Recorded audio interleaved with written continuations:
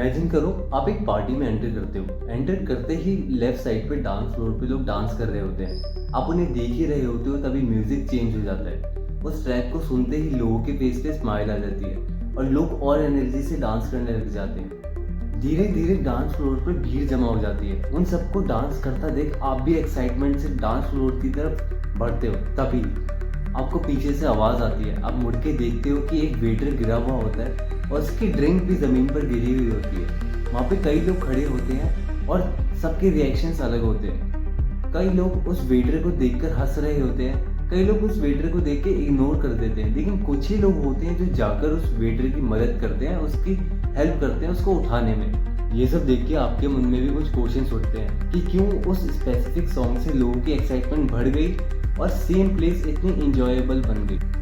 क्यों उन अननोन लोगों को एंजॉय करता देख हमारा भी मन कर गया कि हम जाके उनको ज्वाइन करें। क्यों उस वेटर के गिरने पर सबके रिएक्शंस अलग थे।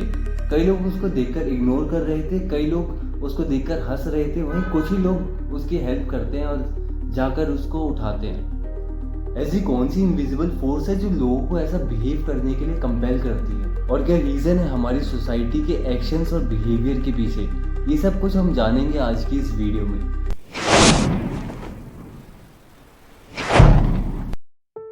सोशल साइकोलॉजी की अपनी एक बड़ी फील्ड रह चुकी है, जो कि इमर्ज होती है as a distinct field in late 19th century.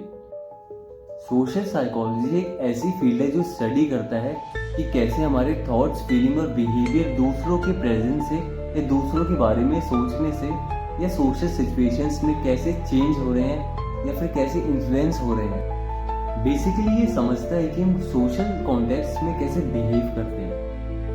अब बात करते हैं लेवल ऑफ एक्सप्लेनेशंस की।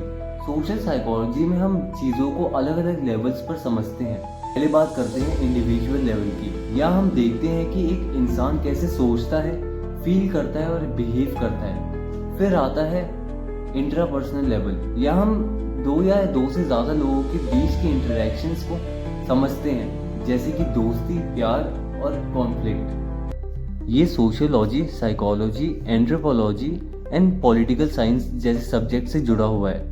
सोशल साइकोलॉजी सोसाइटी की स्ट्रक्चर और बड़े सोशल प्रोसेसेस को देखता है। Psychology individual mind and behaviour पर फोकस करता है। एंथ्रोपोलॉजी कल्चर्स और सोसाइटीज़ को स्टडी करता है। और पॉलिटिकल साइंस पॉलिटिकल बिहेवियर और इंस्टीट्यूशंस को देखता है। सोशल साइकोलॉजी इन सब से आइडिया लेकर ह्यूमन बिहेवियर को सोशल कॉन्टेक्स्ट में समझने की कोशिश करता है। अब आते हैं हिस्ट्री पर, खासकर इंडिया में सोशल साइकोलॉजी के डेवलपमेंट पर। इंडिया में सोशल साइकोलॉजी का डेवलपमेंट बहुत लेट शुरू हुआ, लेकिन इसने बहुत इंटरेस्टिंग एरिया में काम किया, जैसे कास्ट सिस्टम, कम्युनलिज्म और कल्चरल इन्फ्लुएंसेस। अब बात करते हैं रिसर्च मेथड की। सोशल साइकोलॉजी में हम दो मेन टाइप की रिसर्च यूज़ करते हैं। फर्स्ट आता है एक्सपेरिमेंटल मेथड। या हम वेरिएबल को कंट्रोल करके कॉज एंड इफेक्ट रिलेशनशिप को स्टडी करते हैं, जैसे लैब एक्सपेरिमेंट्स। लैब में जो एक्सपेरिमेंट्स होते हैं वही होते हैं एक्सपेरिमेंटल मेथड्स। उसमें एनिमल्स को भी इंक्लूड करा जाता है और ह्यूमन स्पीशीज को भी इंक्लूड करा जाता है। सेकंड आता है नॉन एक्सपेरिमेंटल मेथड। यहाँ हम नेचुरल सेटिंग्स में डाटा कलेक्ट करते हैं, जैसे सर्वेस, इंटरव्यू और ऑब्जर्वेशंस। हमारा लास्ट टॉपिक है एथिकल कंसीडरेशन। सोशल साइकोलॉजी में रिसर्च करते समय पार्टिसिपेंट के राइट्स और वेलबींग का ध्यान रखा जाता है। एथिकल कंसीडरेशन में कुछ की पॉइंट्स होते हैं। फर्स्ट आता है इन्फॉर्म कंसेंट, मींस पार्टिसिपेंट को रिसर्च के बारे में पूरी इन्फॉर्मेशन होनी चाहिए। सेकंड आता है कॉन्फिडेंशियलिटी, यहाँ पार्टिसिपेंट की इन्फॉर्मेशन सिक्योर रहनी चाहिए।